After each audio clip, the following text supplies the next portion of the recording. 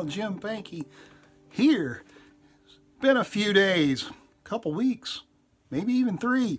Had a lot going on. I taught up at the John C. Campbell Folk School, and I got to thinking, what am I going to show you guys next? And so, being at the folk school, and it was a continuing bluegrass banjo class. So, hey Tim, hey Debbie, hey Charles, I know y'all are out there.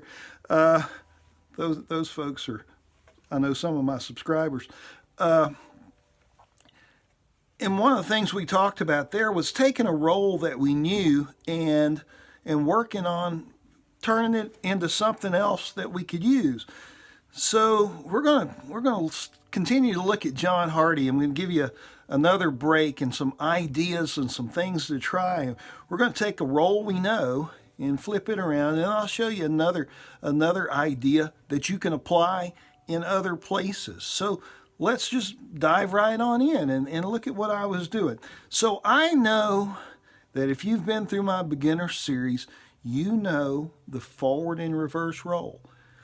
It's 3 2 1 5 1. Let's see, 3 2 1 5 1 2 3 1. So 3 2 1 5 1 2 3 1. And so that's 2 little 4-note sequence. 3 2 1 5. And then 1 2 3 1. What if we flip that around? What if we did the 1 2 3 1 and then 5 2 1 5? So it's the same set of notes.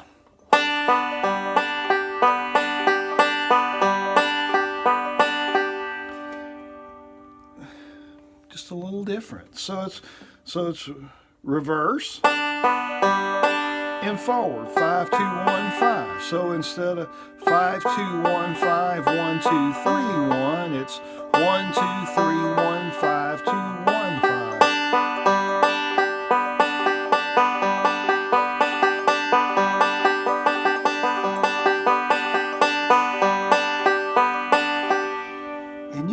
With a lot of different rolls, and this one I figured out when I was a teenager to take that roll that I knew and flip it around and make it something that I could use. And so I used, the first place I ever used it was in John Hardy. I had a friend of mine in high school that said, "I don't like your John Hardy break." What's wrong with it? And he was a banjo player, and agree, yeah, he was better than me, and I was stealing ideas everywhere I could, and he said, "Well, you're just breaking your roll up too much. You got to figure out a way to play that with just one roll." And so this is what I came up with. The way I'd been playing it was obviously, but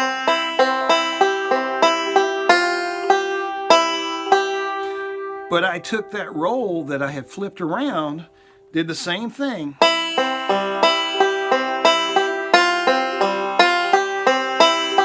So it's just that reverse, forward, pinky goes down, reverse, pinky comes up for the forward. And then I just used the same fill-in lick there as we did in the previous John Hardy lesson. So that gave me a new way to do that. So it's just a new lick.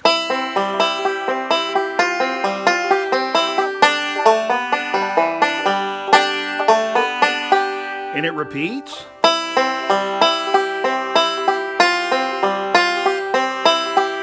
And then 1 2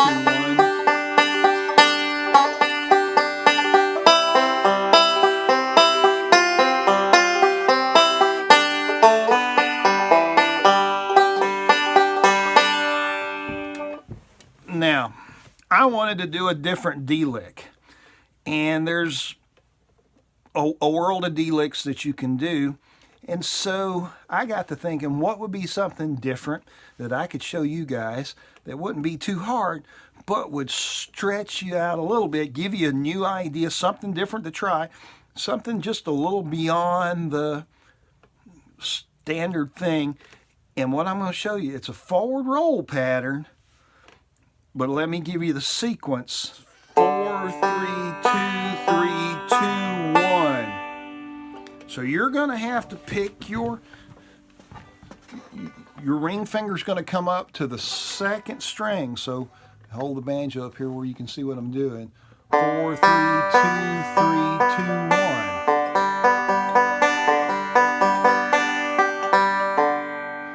1. So that's the pattern we're doing. And on the left hand, we're just holding that partial D, the same as we used in the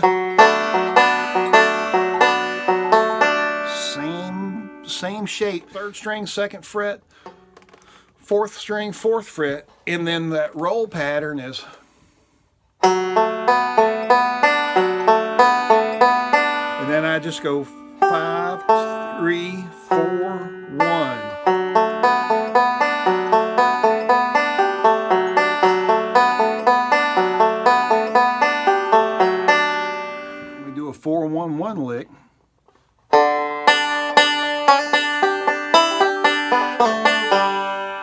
And then any tag lick on the end, you can go or clear. You got that. So let me play through it at a slow tempo for you, or a slower tempo than obviously the first part. And don't forget, you can click if you're on mobile, find the little 3 dots and click those. I think they're maybe right there. Who knows? I don't know. And click those and you can slow this stuff down a pretty good bit and still be able to play along. And I'll even share a tab of this one, so it'll be out on my selfie site, and it'll be cheap. So, and for my Patreon people, it'll be out on Patreon for you guys. All right. So here it is at a medium slow, standard, same walk up, reverse.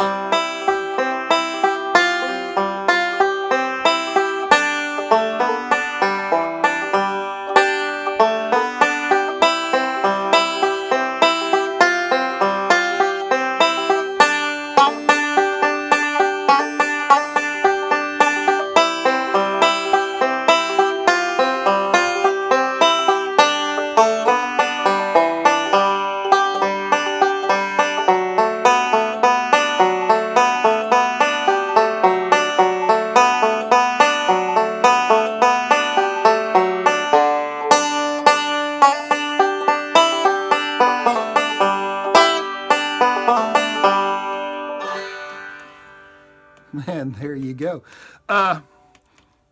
Practice that a bunch. You can use those techniques in lots of different songs. A lot of songs where you use a forward and reverse roll, you can use this one. I just call it a reverse and forward roll. You can use it.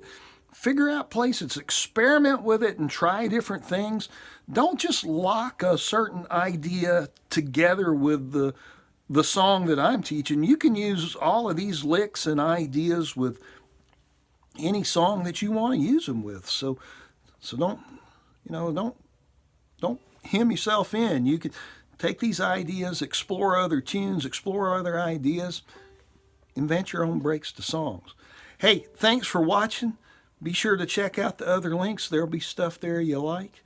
Like the video, make a comment, and be sure to subscribe if you haven't. And if you don't have the little bell, click that bell, and that way you get notifications when I post stuff out here. See y'all next time. Bye-bye.